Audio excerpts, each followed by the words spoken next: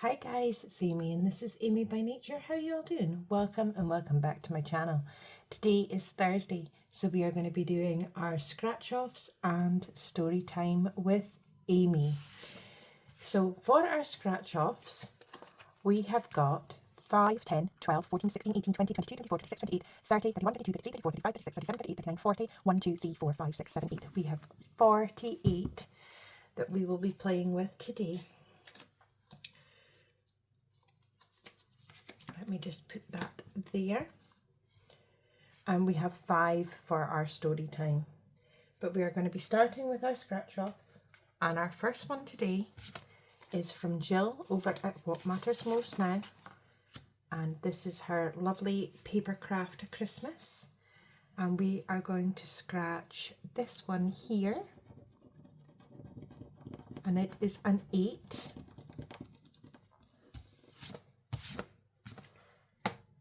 Let's get 5, 7, 8 for this one. I hope you've all had a good week so far. I have been busy working early shifts, and I'm doing a double tomorrow, so I'm going to try and film a bit in advance. But I do have the weekend off, so I'm quite pleased about that. The next one we're going to is this gorgeous one from Susan over at Windmill Ridge Budgets. And this was in her welcome packet. And we're going to go to this one here. I'm just going to go in order, I think, now. And it is a 2. I'm sorry if this is very shaky. My camera arm is incredibly wibbly wobbly.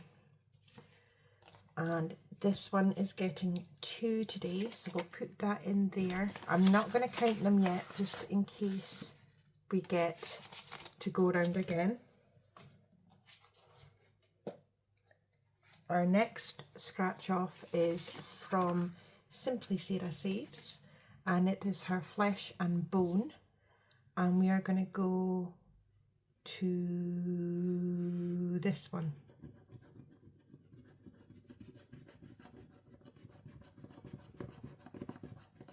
And it is a 1.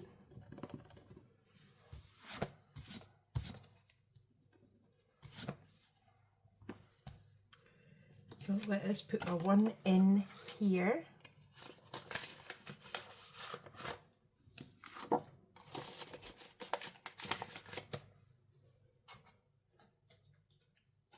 Our next one is another one from Susan over at Windmill Ridge Budgets.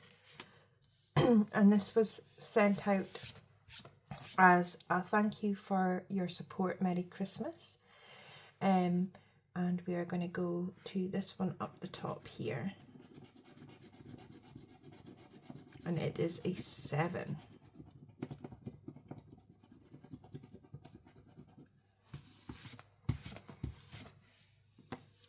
So let us get 5, 6, 7.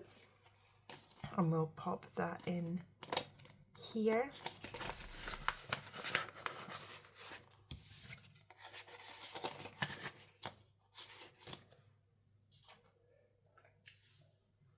The next one we've got is I Ducking Love Christmas, and this is one of mine. And we're going to go up here to the duck's hat, I think. And it is a 2.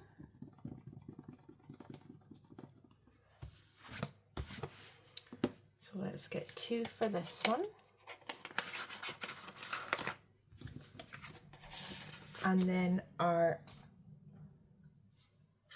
last one on this go round is another one of mine, and it is our Winter Highland Cows.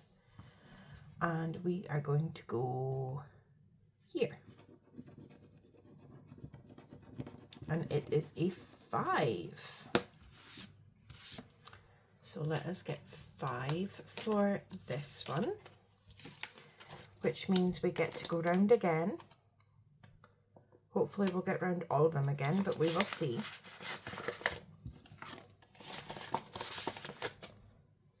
So we are going back to Jill's. and we will count them this time. So Jill's, oopsie, drop my envelope. Jill's one, we are going to go, where are we going to go? We're going to go to this one here, I think. And it is a 3.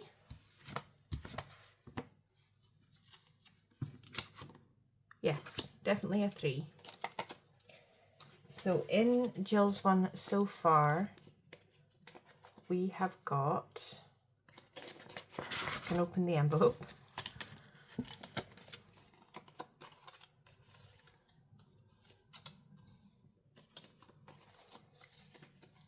Five, 7, 9, 11, 12, 13 in Jill's. I don't know if you can hear the wind outside, guys, but it is blowing a hoolie the day. It's very, very windy. So our next one is, we're going back to this one from Susan at Windmill Ridge Budgets. And we are going to go to the next one along.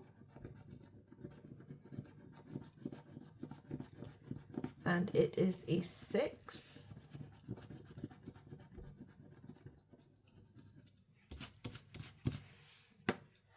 So let us get 2, 4, 6 for this one.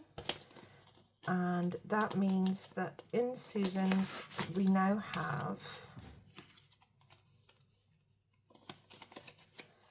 10, 15, 17, 19, 21, 23, 25, 27 in Susan's.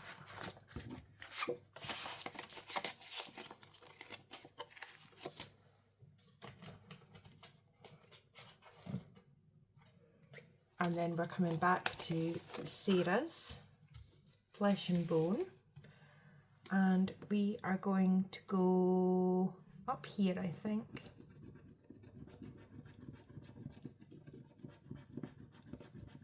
And it is a 2.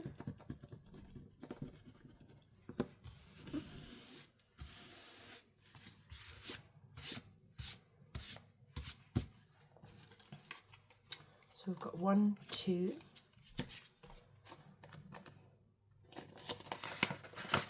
And in Sarah's we now have 21, 2, 3, 23, and this one is a save 50, so we are almost halfway there.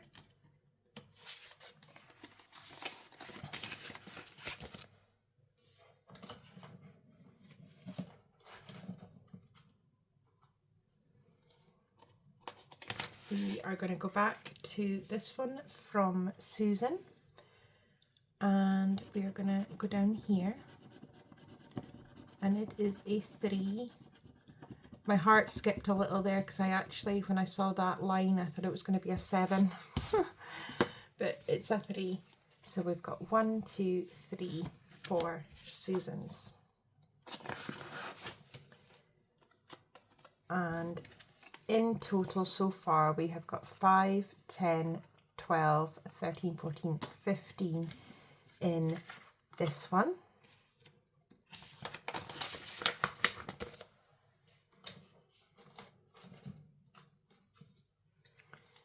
And in the I Ducking Love Christmas, we are going to go here. And it is a 1.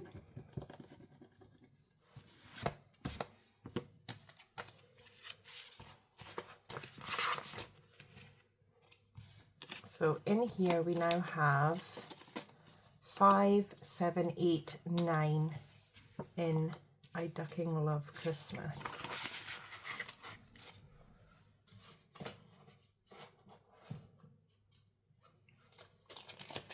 And then our winter in Scotland with the Healing Coos, we are going to go down to this bottom one here. And it is a 2.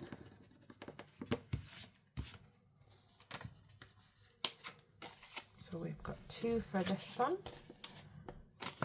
And in total we have got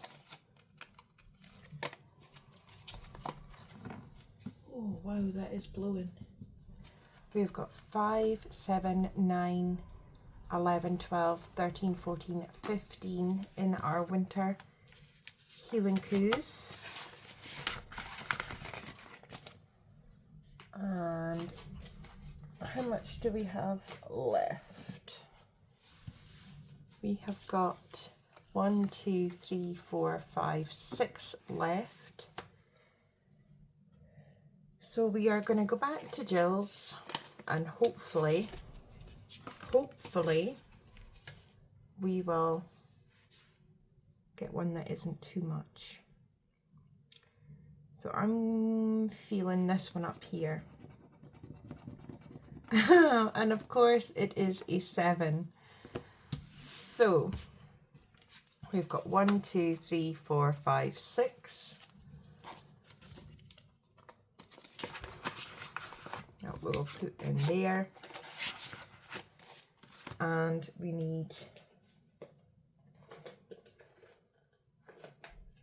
an IOU with 1, and I have got 1 already because I've not wiped them off yet.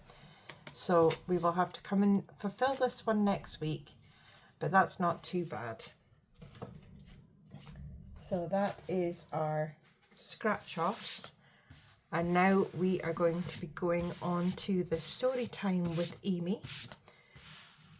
And we are going to be colouring. What on earth was that? Oh my goodness. We are going to be colouring this picture here today. So I'll colour it whilst I am telling you a story, and I hope that you guys enjoy it. Today we're going to be talking about Dunnottar. Dunnottar is located a few miles from Stonehaven in the northeast of Scotland. It stands on a rocky outcrop with 3 steep cliffs to the North Sea surrounding it. It is only accessible by a narrow strip of land, putting it in a strong defensive position. The castle has stood for over 1300 years and is one of the most visually spectacular castles in Scotland. It was built on the site of a Pictish fort that was destroyed when the Vikings attacked and Donald II, King of Scotland, was killed. The 13th century church is the oldest part that still stands today. It was constructed around the time that King Edward I of England took Dunnottar during the Wars of Independence. This led to William Wallace attacking the castle, and it is said that he set the church on fire with the English troops inside. Having survived so many attacks, the castle was finally destroyed when Oliver Cromwell's army attacked. The defences of Dunnottar were so good that a small army of just 70 Scots held it against Cromwell for 8 months, until he brought in heavy artillery. It was 10 days of being fired at by the cannons before the castle surrendered. In 1686, 180 or so men and women were imprisoned in Whig's Vault, which is one of the few still intact amongst the ruins. The Whigs were a political group that opposed the Stuart kings. Their refusal to accept the king is the reason they were held in terrible conditions, with little food or water, no ventilation or sanitation for 2 months.